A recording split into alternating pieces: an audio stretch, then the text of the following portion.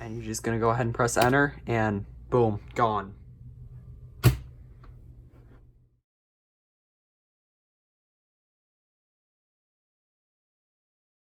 Announced 10 years ago and released back in 2010, this is Apple's iPhone 4. But how does it hold up today? It's that design. The iPhone 4 still holds up very well as far as the design is concerned. Up until a few years ago, this phone still looked insanely good. It's starting to get a bit dated, especially on the front with those big bezels, but overall the phone still looks pretty good even to this day. Not only that, but the stainless steel on this phone made it extremely durable. While the front and back could break, it was highly unlikely to completely destroy one of these because they were just so durable. The iPhone 4 still does use Apple's 30-pin dock connector though, which is definitely something that is holding it into the past. Even that being the case though, many can admit that the iPhone 4 definitely looked ahead of its time, especially for 2010, when most competing phones were made out of cheap plastic. While the external hardware of the iPhone 4 has held up very well over the years, unfortunately the internals and the software definitely have not.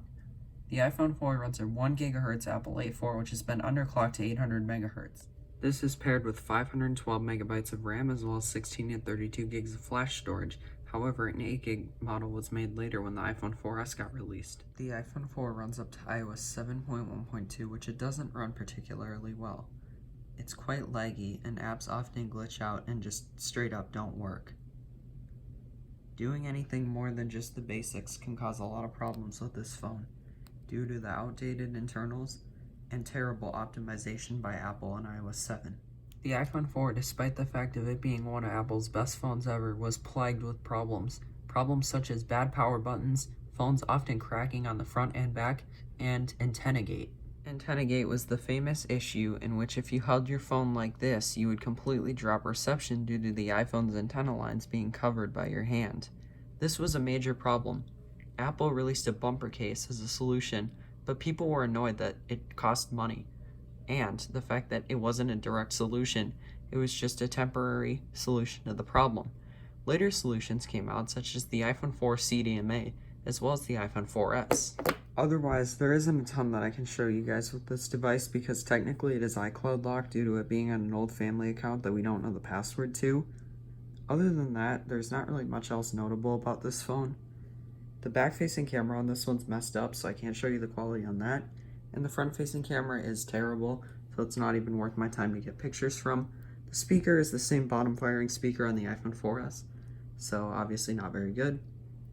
And yeah, that's pretty much it for the iPhone 4.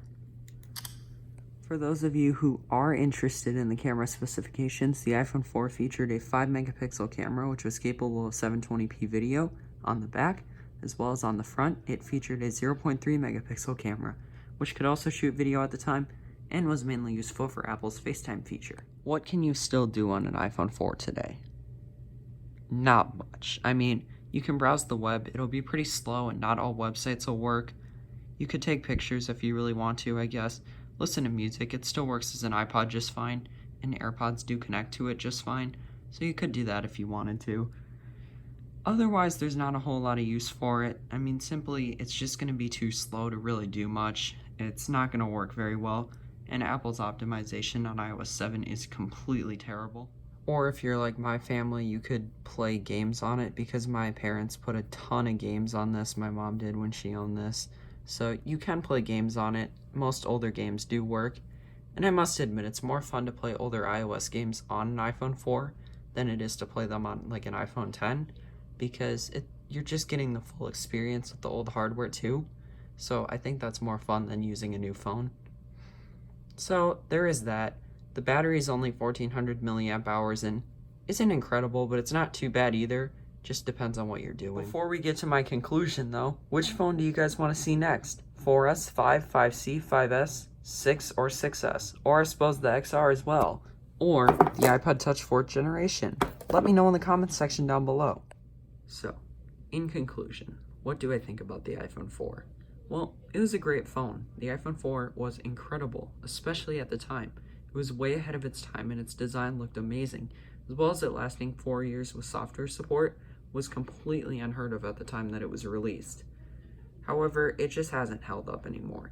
The iPhone 4, while its design still looks decent and only started to get dated recently, the software just ran out of date way too quickly. The iPhone 4 only runs iOS 7, and that's a huge problem when you talk about app support, considering that Apple is now starting to discontinue app support for iOS 10. So, would I recommend you go pick up an iPhone 4 today? No. If you want a backup phone, I'd recommend going for something like the iPhone 5S, which was released in 2013, can run up to iOS 12, which is still somewhat recent. The iPhone 5S would just be a much better backup phone, but the iPhone 4 could still work as a media player or for certain other applications for certain people. However, I would not recommend you buy one today.